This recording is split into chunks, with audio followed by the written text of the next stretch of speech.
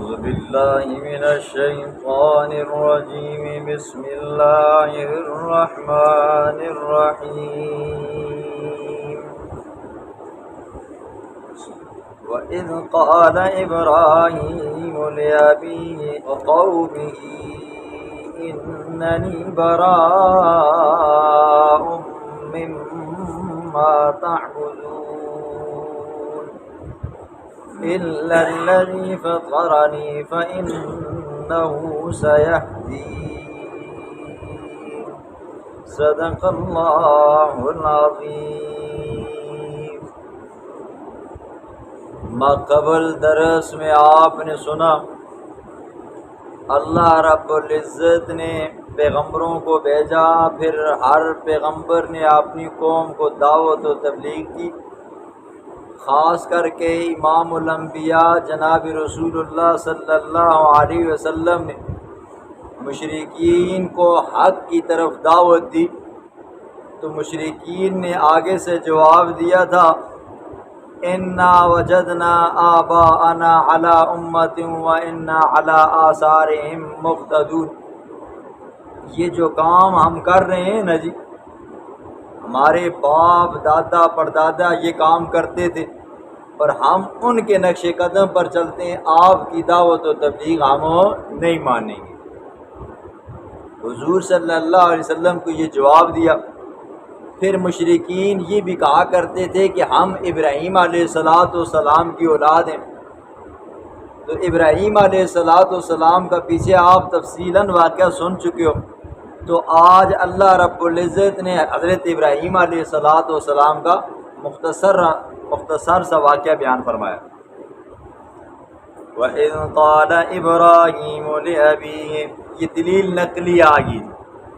وَإِذْ قَالَ إِبْرَاهِيمُ لِأَبِيهِ، جب کہا ابراہیم علیہ السلام نے اپنے ابا جان کو، کیا کہا تھا پیچھے آپ نے سنے، یا ابت لا تعبد الشیطان، ابا جان شیطان کی عبادت مت کر۔ وقومه، اور اپنی قوم کو کہا تھا اننی براء، بے شک میں بری ہوں، مما ان چیزوں سے تعبدون جن کی تم عبادت کرتے ہو، میں اللہ کی بندگی کرتا ہوں، آپ کیا کرتے ہو جی، بتوں کی پوجا پاٹ کرتے ہو۔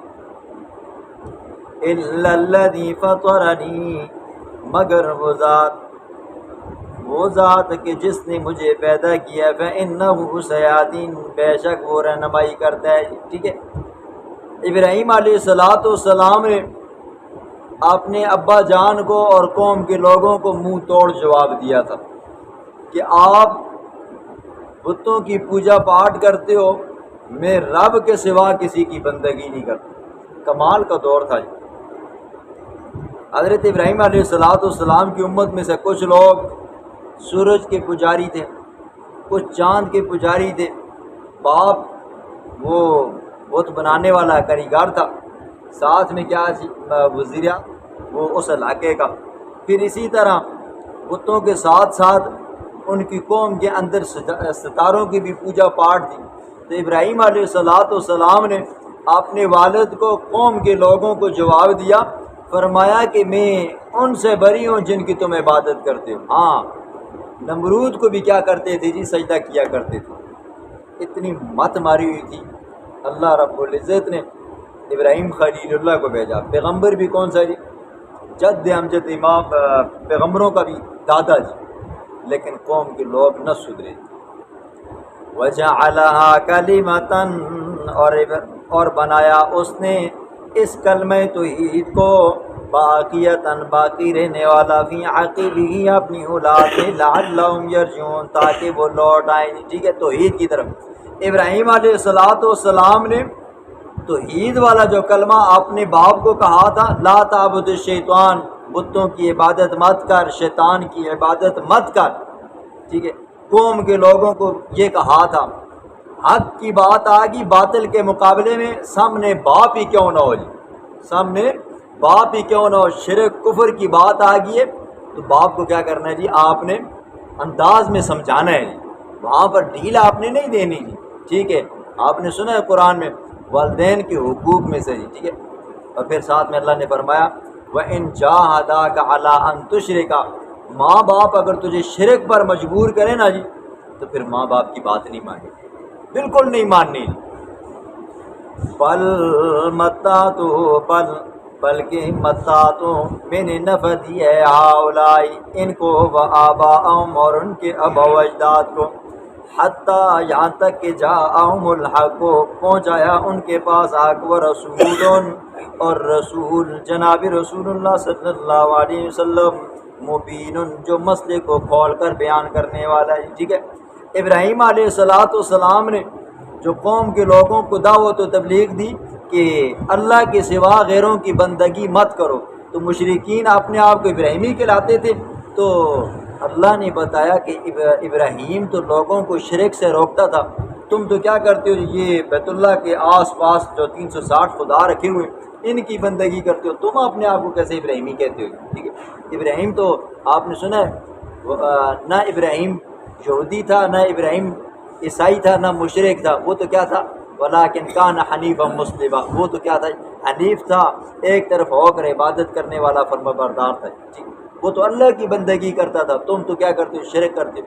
پھر اللہ نے جواب دیا، فرمایا تم ان کی بندگی کرتے ہو، لات منات عزا حبل کی کرتے ہو، یا اس سے ہٹ کر نیچے آ جاؤ، آج کے دور کے اندر اللہ کے سوا غیروں کی بندگی کرتے ہو، تو اللہ فرماتے ہیں بل متا تو میں نے نفع دیا آبا، بل متا تو ہاؤلائے، بلکہ میں نے نفع دیا ہے ان کو بھی اور تمہارے باپ دادا کو، میں نے تمہیں بھی نفع دیا، تمہارے باپ دادا کو بھی میں نے نفع دیا، حتیٰ جاءہم الحق کو، یہاں تک کہ حق بھی تمہارے پاس پہنچا ہے۔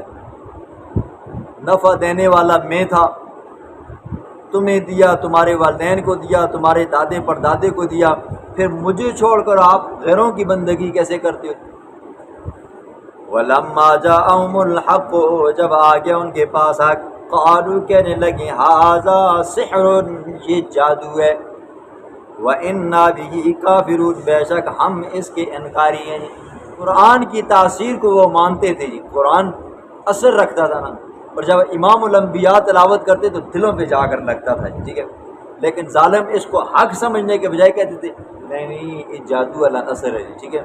حضور نے انگلی اٹھائی، چاند دو ٹکڑی ہوا، ظالم کہنے لگے ہاں پہلے تو ہم یہ دیکھتے تھے اس کا جادو زمین پر چلتا ہے، ہم پر چلتا ہے، اب یہ معلوم ہوا آسمان پر بھی چلتا ہے، چاند پر بھی چلتا ہے، ایسے لوگ تھے۔ وقالو کہنے لگے، پیغمبر کی توہین کرنے لگے، کہنے لگے وقالو کہا انہوں نے لولا نزل، کیوں نہیں اتارا گیا ھذا القرآن، یہ قرآن مجید، علی رجل، ایک ایسے شخص، علی رجل من القریتین عظیم، ایسے انسان کے اوپر جو دو عظیم بستیوں میں سے ایک ہو، ٹھیک ہے۔ کون سی دو عظیم بستیاں تھیں؟ ایک مکہ مکرمہ تھا اور ایک طائف تھا جی، ٹھیک ہے، اس وقت جدہ کا نام نہیں تھا جی، اب جدہ ہے۔ تو مکہ مکرمہ کے اندر ولید بن مغیرہ تھا جی، جاؤ جلال میں بھی یہ اعلیٰ عمدہ تھا جی، سردار تھا جی، بیٹے بھی جوان تھے جی، مالی اعتبار سے بھی اچھا تھا۔ تو اسی طرح طائف کے اندر عروہ بن مسعود ثقفی تھا جی، اس کے پاس بھی مال و دولت زیادہ تھا جی، اور سردار بھی تھا۔ تو کہنے لگے جب اللہ نے نبی بنانا تھا، قرآن ہی اتارنا تھا، تو پھر یہ دو جو عظیم بستیاں ہیں نا جی، ان میں سے کسی بندے کو چنتا۔ اس اللہ نے تو کیا کر دیا جی، ایسے بندے کو چنا ہے جس کے پاس اپنا کھانا پینا نہیں ہے، رہنے سہنے کا انتظام نہیں ہے، تو حضور کی توہین۔ اللہ فرماتے ہیں اَهُمْ يَقْسِمُونَ رَحْمَتَ رَبِّكَ، کیا وہ تقسیم کرتے ہیں تیرے رب کی رحمت کو؟ نبوت یہ اللہ کی رحمت ہے، یہ ایک واقعی چیز ہے، اللہ جس کو چاہتا ہے دیتا ہے جی، ٹھیک ہے۔ ہاں کوئی بندہ کہ میں کیا کروں گا جی، محنت کروں گا، کوشش کروں گا، عبادتیں کرتے کرتے کرتے کرتے کرتے میں نبی بن جاؤں گا، وہ ایسا نہیں ہے، اللہ چنتا ہے، نبوت عطا فرماتا ہے، اور یہ ظالم تقسیم کرتے ہیں۔